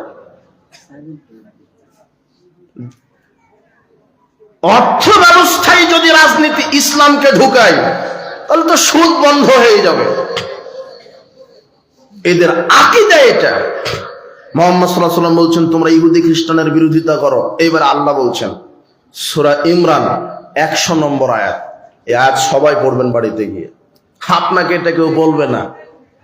আল্লাহ বলছেন, ইয়া আইয়ুহাল্লাযীনা আমানু, হে বিশ্বাসীগণ, হে বিশ্বাসীগণ, কি ইন তুতিউ ফারিকাম মিনাল্লাযীনা উতুল কিতাব, তোমরা যদি ইহুদি খ্রিস্টানের আদর্শ মতো চলো, ইয়ারুদ্দুকুম বাদা ঈমানিকুম কাফিরিন, তোমরা ঈমান আনার পরে তারা তোমাদেরকে কাফের বানিয়ে দিবে। ইহুদি খ্রিস্টানের নীতিতে যদি মুসলমান চলে তাহলে মুসলমান কি হয়ে যাবে? এটা কে বলছেন? আল্লাহ বলছেন। এই আয়াতটা স্মরণ রাখবেন। কিন্তু আজকে মুসলমান কার নীতিতে চলছে? ইহুদি খ্রিস্টানের।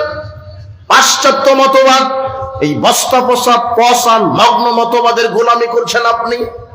আপনি শুধু ইসলাম মানে বুঝেছেন সালাত সিয়াম আল্লাহর বিধানে, কিন্তু ইসলাম যে রাজনীতিও কার বিধানে? তোমার এই হারামখুরে নেতা বলছে আলেম কেন রাজনীতির কথা বলবে? আলেম মানুষ শুধু তসবিটি পারওয়াজ করবে। বেটা, আলেমই তো সবচেয়ে বড় রাজনীতিবিদ। রাজনীতিবিদ কাকে বলে? রাজনীতি কি? সেই এটা খায়, এটা পরে না কি? এটা রাজনীতিবিদ কাদেরকে বলা হয় বলেন তো? হ্যাঁ, যারা রাষ্ট্র চালায় এদেরকে বলা হয় রাজনীতিবিদ না? তো অর্ধ পৃথিবীর খলিফা কে ছিলেন? উমর ফারুক। তো উনি অর্ধ পৃথিবী চালায়, আপনার মতো ছোট্ট ভূখণ্ড না। ওমর রাদিয়াল্লাহু আনহু অর্ধ পৃথিবী চালিয়েছে, তো উনি রাজনীতিবিদ না? মুহাম্মদ সাল্লাল্লাহু আলাইহি ওয়াসাল্লাম রাষ্ট্র চালাননি, তিনি রাজনীতিবিদ না? পৃথিবীর ইতিহাসে সর্বশ্রেষ্ঠ রাজনীতিবিদ, সর্বশ্রেষ্ঠ রাষ্ট্রবিজ্ঞানী, সর্বশ্রেষ্ঠ অর্থনীতিবিদ, সর্বশ্রেষ্ঠ শিক্ষাবিদ, সর্বশ্রেষ্ঠ মহামানব, যার নাম মুহাম্মদ সাল্লাল্লাহু আলাইহি ওয়াসাল্লাম। রাজনীতি যদি শিখতে হয় মুহাম্মদ সাল্লাল্লাহু আলাইহি ওয়াসাল্লামের নীতি থেকে শিখতে হবে। রাজনীতি যদি করতে হয় সাহাবাদের নীতি থেকে করতে হবে। সাহাবীর মধ্যে একেবারে সম্ভ্রান্ত শক্তিশালী নেতা ছিলেন ওমর ইবনুল খাত্তাব রাদিয়াল্লাহু আনহু। তিনি এত পাওয়ারফুল নেতা ছিলেন, তার সামনে শরীয়তের কোনো বিষয়ে যদি কেউ মানুষ 19-20 করতেন, তিনি ডবল শাস্তি ঘোষণা করতেন। মদ পানের শাস্তি ওমর রাদিয়াল্লাহু আনহু বলছেন 40টা হবে না, 80টা মারো। কেউ যদি ওমরের যুগে মদ পান করতো, বিড়ি সিগারেট জর্দাগুল খেত, তখন ওমর রাদিয়াল্লাহু আনহু তাকে 80টা জুতা পিটা করতেন। কতটা? তোমার হেডমাস্টার কয়টা খেত যদি বাংলাদেশে সংবিধান কোরআন থাকতো? অন্তত 40টা জুতার পিটানি খেত। যে মদ খায় তার প্রথম শাস্তি হলো শরিয়া শাস্তি। কয়টা? জুতার পিটা। ওমর রাদিয়াল্লাহু আনহু অর্ধ পৃথিবীর খলিফা। রাজনীতি শিখতে হবে আলেম ওলামাদের কাছ থেকে, মুহাম্মদ সাল্লাল্লাহু আলাইহি ওয়াসাল্লামের নীতি থেকে, সাহাবীদের নীতি থেকে। রাজনীতি রাষ্ট্র পরিচালনার নীতি। আমার স্রষ্টাকে, এই জমিনের স্রষ্টাকে, এই রাষ্ট্রের সার্বভৌম ক্ষমতা কার হাতে?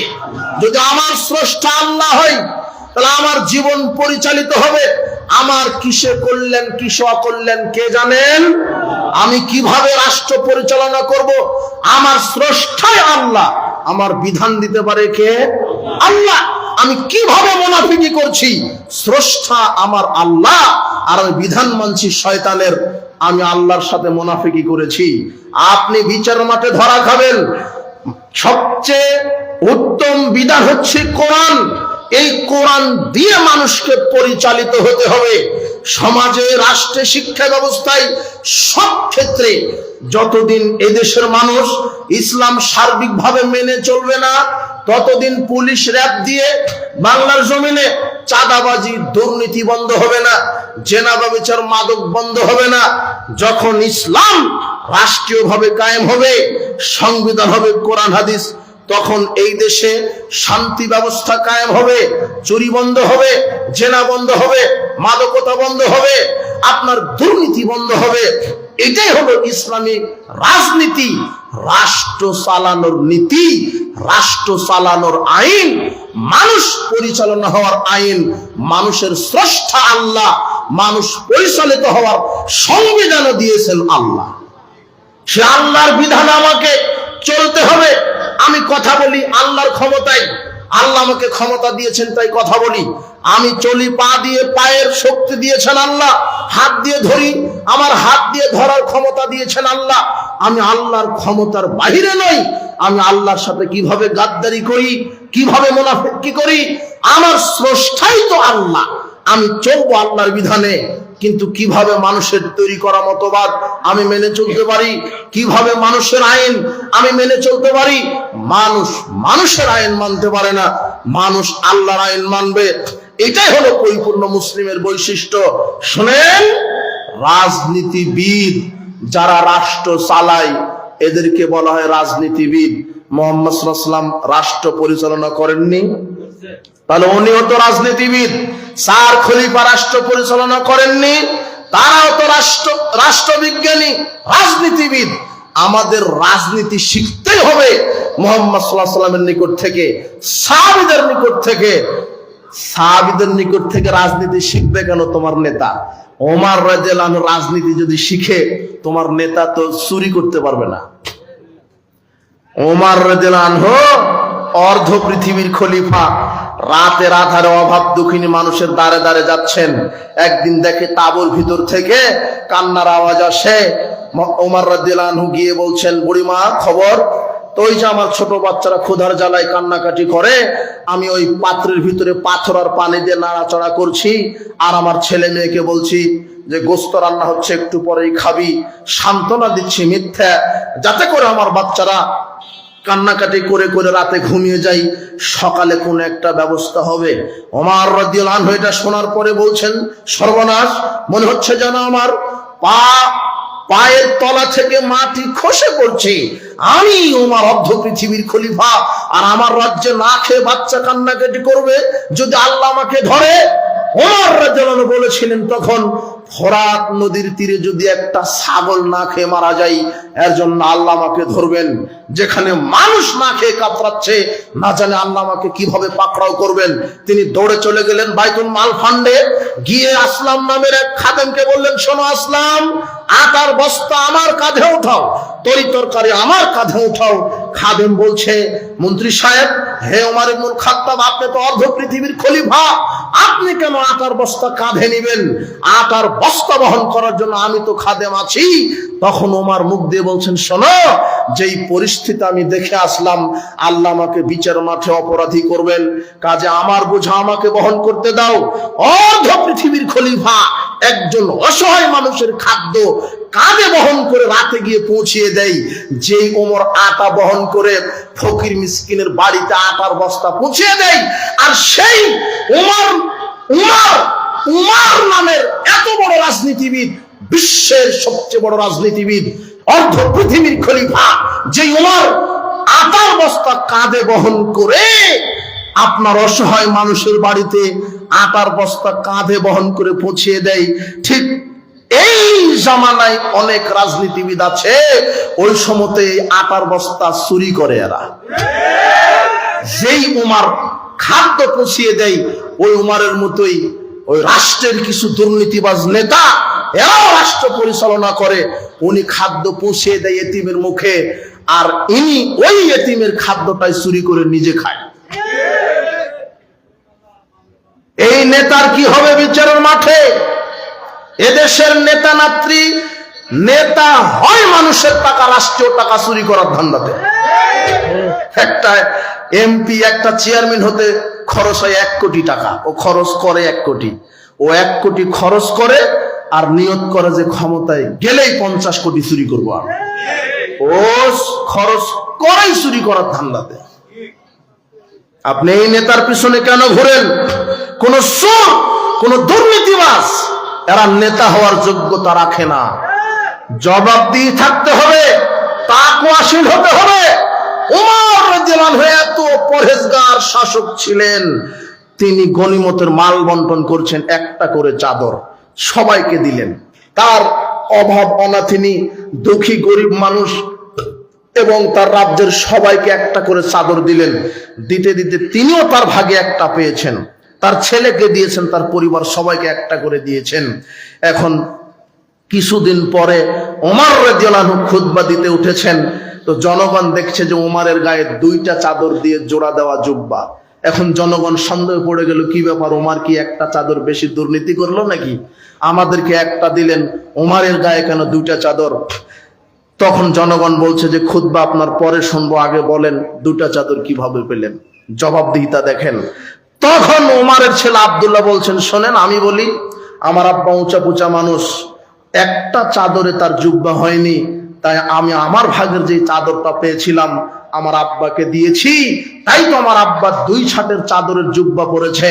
তখন জাতি বলছে ঠিক আছে, এখন খুতবা চলবে। এটা জবাবদিহিতা। যে উমারের গায়ে চাদরের হিসাব জনগণ নেই, আর সেই দেশেই কত এমপি মন্ত্রী সুখে যে 500 1000 কোট প্যান্ট পাওয়া যায়, সব চুরি করা টাকা দেয়। কথা বুঝেছেন? ওমরের মতো রাজনীতি শিখতে হবে। শিখবে কি করে? ওমরের মতো রাজনীতি করলে তো চুরি করা যাবে না, মদ খাওয়া যাবে না, ইয়াবা খাওয়া যাবে না, লুচ্চামি করা যাবে না। শুনেন, এই পাবনাবাসীকে বলে গেলাম, একজন মসজিদে ইমাম যখন নিয়োগ করা হয় তখন ইমামের ইন্টারভিউ নেওয়া হয়। আপনার পাবনাতে সবচেয়ে বড় মসজিদ যদি থাকে, 5000 লোকের ইমামতি করবেন, 5000 লোক সালাত আদায় করবে, পাবনা সবচেয়ে বড় মসজিদ। সেই মসজিদের ইমাম নিয়োগ দেওয়া হয়, ইমামের ভাইবা নেওয়া হয়। ইমামের ডিগ্রি কত বড়, ইমামের কেরাত কত সুন্দর, ইমামের দাড়ি ঠিক আছে কিনা, ইমামের বউ পর্দায় থাকে কিনা, ইমাম হালাল বা হারাম খায় কিনা, ইমামের যোগ্যতা কেমন, ইমাম মদখোর কিনা, ইমাম লুচ্চে কিনা, ইমাম পরহেজগার কিনা। আপনি 5000 লোকের ইমামতি নেবেন, তাই এত ভাইবা করেন, এত খোঁজ খবর রাখেন, উনি ইমামতি করবে মোটে 5000। কিন্তু যখন নির্বাচন আসে, একটা এমপি নির্বাচিত হয় 5 থেকে 7 লক্ষ লোকের জন্য। একজন এমপি নির্বাচিত হয় 5 থেকে 7 লক্ষ লোকের জন্য। অথচ এই দেশের এই সাধারণ মানুষ এত অযোগ্য হয়ে গেছে, এত গোলাম হয়ে গেছে ইহুদি খ্রিস্টানের। 5000 লোকের ইমাম নিয়োগ দিতে এত ভাইবা নেন যে ও পরহেজগার কিনা, দাঁড়িয়ে আছে কিনা, সালাত আদায় করে কিনা, সে পরহেজগার কিনা, বউ পর্দায় থাকে কিনা। আপনি ইন্টারভিউ নিয়ে 5000 লোকের ইমাম নিয়োগ দেন, কিন্তু নির্বাচনের সময় যখন 7 লক্ষ লোকের জন্য এমপি নির্বাচিত হচ্ছে, তখন এই জাতি ভাইবা নেই না এই 5 লক্ষ লোকের এমপি হবে, এর দাঁড়িয়ে আছে কিনা, এর 5 ওয়াক্ত সালাত আদায় করে কিনা, বউ বেটি পর্দায় থাকে কিনা, লুচ্চা কিনা, বদমাশ কিনা, গাঁজাখুর কিনা, চোর কিনা, বদমাশ কিনা, হারামখোর কিনা, এই জাতি এখনো তদন্ত করে না। তাহলে এই হারামখোর যদি এমপি হয়, ও হারামই প্রমোট করবে বাংলাদেশে। গাঁজাখোর যদি এমপি হয়, ও গাঁজাই চালু করবে, গাঁজার লাইসেন্স দিয়ে গাঁজার ব্যবসা চালু করবে। লুচ্চা যদি এমপি হয়, ও জেনার বিধান কায়েম করবে না। কেন? তোমার নেতারই 1400 নারীর সাথে লুচ্চার সম্পর্ক আছে, কি করবে? এই যুবক, তোমাকে আমি বলছি, এই হারামখোর বেনামাজি, আরে তুমি যে নেতার পিছনে ছোট, নামাজ তো বহুদূরের কথা, তো অজুই জানে না, এই নেতার পিছনে ছোট কেন? এই দেশে যখন সৎ নেতৃত্ব আসবে, কোন হারামখোর, দুর্নীতিবাদ, লুচ্চে, বেনামাজি কোনদিন দেশের নেতৃত্বে থাকতে পারে না। দেশের নেতৃত্বে থাকবে, এই দেশের এমপি মন্ত্রী হবে, এই বাংলাদেশ মুসলমানের দেশ, এই বাংলাদেশের নেতা হবে এই দেশের হকপন্থী আলেম ওলামা। যখন এই দেশের সংসদে 300টা সিটে দেশের আলেম ওলামা, হকপন্থী আলেম ওলামা এমপি মন্ত্রী হবে, আর দেশের সংবিধান যখন হবে কোরআন আর হাদিস, সেদিন রাতারাতি লুচ্চামি বন্ধ হবে, জেনা বন্ধ হবে, দুর্নীতি বন্ধ হবে, সুদ বন্ধ হবে। সংসদ থেকে বলে দেওয়া হবে 24 ঘন্টার মধ্যে সুদী অর্থনীতিকে কবর দেওয়া হলো। সংসদ থেকে বলে দেওয়া হবে আজ থেকে বাংলাদেশের প্রত্যেকটা আকেল বালেগ মুসলিম নারী পুরুষের 5 ওয়াক্ত সালাত আদায় করা বাধ্যতামূলক। এসি, ডিসি, এসপি, এনএসআই যা আছে, সাংবাদিক, শিক্ষক, শিক্ষার্থী, প্রত্যেকে আজানের পরে মসজিদে গিয়ে সালাত আদায় করবে। এই সংসদ থেকে এটা ঘোষণা দেওয়া হবে, যদি কেউ আজানের পরে সালাত আদায় না করে, তার আজীবন জেল হবে। এটা সংসদ থেকে বলে দেওয়া হবে। মাওলানা সাহেব বক্তব্য দিবে না, বাবাজিরা নামাজ পড়ো, বাবাজিরা পর্দায় থাকো। জি না, রাতারাতি পর্দা কায়েম করা হবে। তোমার এই টুপি দাড়ি নিয়ে যারা রাজনীতিতে নেমেছে তাদেরকে বলি, রাজনীতি করেন, দোয়াও করি আল্লাহ আপনাদেরকে নিয়ে আসুক। তবে খবরদার, ইহুদি খ্রিস্টানের নীতিতে নয়, মুহাম্মদ সাল্লাল্লাহু আলাইহি ওয়াসাল্লামের নীতিতে যেন হয়। ইহুদি খ্রিস্টানের নীতিতে যদি দাড়ি টুপিওয়ালা কেন, এই গণতান্ত্রিক সিস্টেমে যদি জিবরাইলও প্রধানমন্ত্রী হয়, তবুও বাংলার জমিন থেকে সুদ দুর্নীতি বন্ধ করতে পারবে না, জেনা বন্ধ করতে পারবে না, সালাত কায়েম করতে পারবে না, দুর্নীতি বন্ধ করতে পারবে না। যখন মুহাম্মদ সাল্লাল্লাহু আলাইহি ওয়াসাল্লামের নীতিতে আপনি হবেন প্রধানমন্ত্রী, সেদিন সংসদ থেকে বলে দিতে পারবেন, শুনেন, আগামী 24 ঘন্টার মধ্যে বাংলাদেশে যে শিরকি জাতীয় সঙ্গীত ওমা তোমার আকাশ তোমার বাতাস 24 ঘন্টার মধ্যে কবর দিতে হবে। যদি মুহাম্মদ সাল্লাল্লাহু আলাইহি ওয়াসাল্লামের নীতিতে তোমার নেতা রাজনীতি করে, তোমার নেতা মণ্ডপে যাবে না, তোমার নেতা মাজার থেকে ভোটের ক্যানভাস শুরু করে। মুহাম্মদ সাল্লাল্লাহু আলাইহি ওয়াসাল্লামের নীতিতে যদি তোমার নেতা রাজনীতি করে, তখন তোমার নেতা সংসদে বলে দিতে পারবে, কেন এখন মুহাম্মাদের রাজনীতি চলছে। তোমার এই নেতাই বলবে, শোনো, মুহাম্মদ সাল্লাল্লাহু আলাইহি ওয়াসাল্লাম আলীকে যেই ভাষায় বলেছিলেন, লা তাদাতিন খালানা তামাসতাহু ওয়ালা কবরান মুশরিফান লা সাওয়াইতাহু, শোনো আলী, যত কবর উঁচু দেখছো, মাজার উঁচু দেখছো, খানকা দরগা, যত মাজার খানকা দরগা উঁচু পাবে সব লাঠি মেরে সমান করে দাও। এই সংসদ থেকে 24 ঘন্টার মধ্যে বিল পাস হবে, মাজার খানকার কবর রচনা করে দাও।